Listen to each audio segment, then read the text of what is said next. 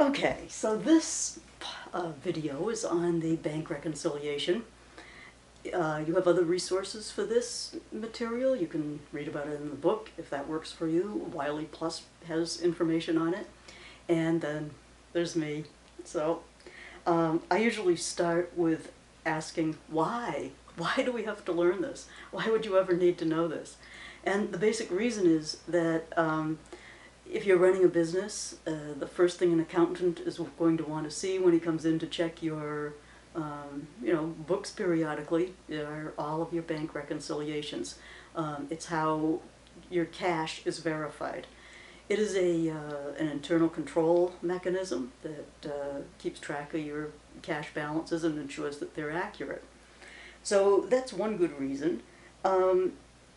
You may want to know why, on a fundamental level, why would your bank reconciliation, your bank balance be different from your checkbook balance? And, sometimes mistakes are made. And sometimes those mistakes are on the bank's part, and sometimes they're the company. Usually the company, but I've had a couple with my construction company where I made a deposit for $50,000 and started writing checks to pay off my subcontractors. And when the bank statement came, they had keyed it in improperly as $5,000. So I thought I had $50,000 and was writing checks based on that. And I could see that soon things were going to really start to bounce. The timing was such that that didn't happen.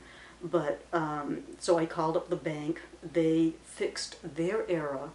There was no problem with my books. My books were accurate. But I showed them the deposit slip and they said, oh, okay, and they fixed it.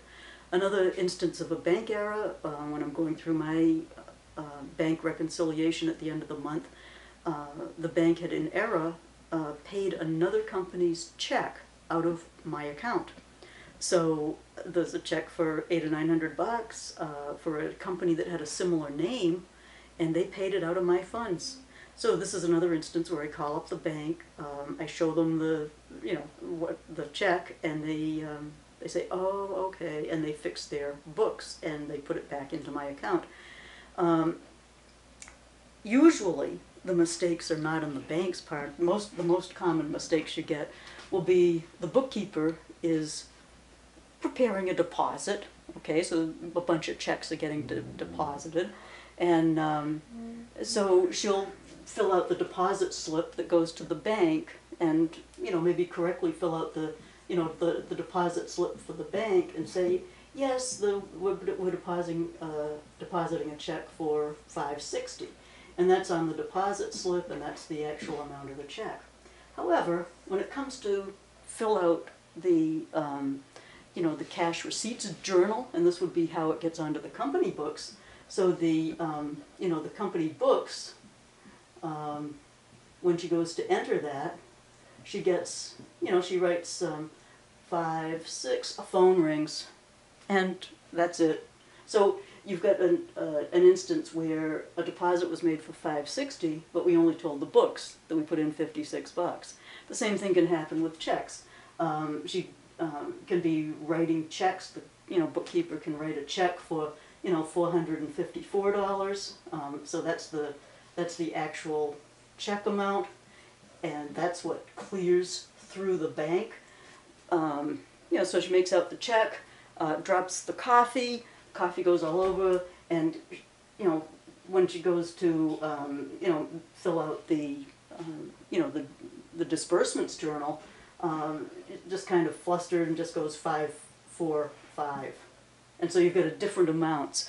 So these are the kind of errors that get made where the amount that goes to the bank is a little different than what's on the company books, and those will have to be reconciling. That's why they call it a bank reconciliation. Okay, so let's see. Also, so that's mistakes are made.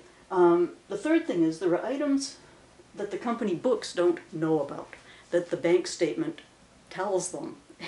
So the bank statement comes, and there's things like service charges, that monthly service charges. Maybe the company ordered some checks and that charge would be directly deducted from their account at the bank. There's EFT, electronic funds transfer, where payments are made directly out of our account at the bank to a supplier, or and so electronic funds transfer. A lot of utility bills are paid that way. You never write a check for them; they're just automatically deducted every month. And then there's other things. There's what we would call NSF charges, and this is non-sufficient funds. This means that one of our happy customers gave us a check, but that customer did not have the funds in his account to cover the check.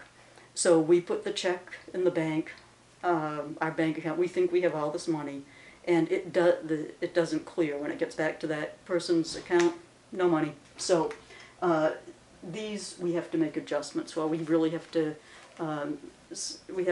deduct that from our cash balance because we thought we had it. It was entered in our books, but it wasn't a real check. Interest revenue, that's not a huge issue right now since the interest rates are so low, but interest revenue can be recorded on bank statements, 4 cents.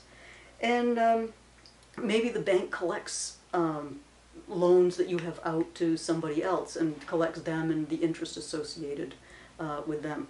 So these are things that would come through as information on the bank statement, but the company books, they're not entered on the company books yet. So that's where we get to the necessary journal entries that are going to have to be made to convey that information to the company books once we do the reconciliation.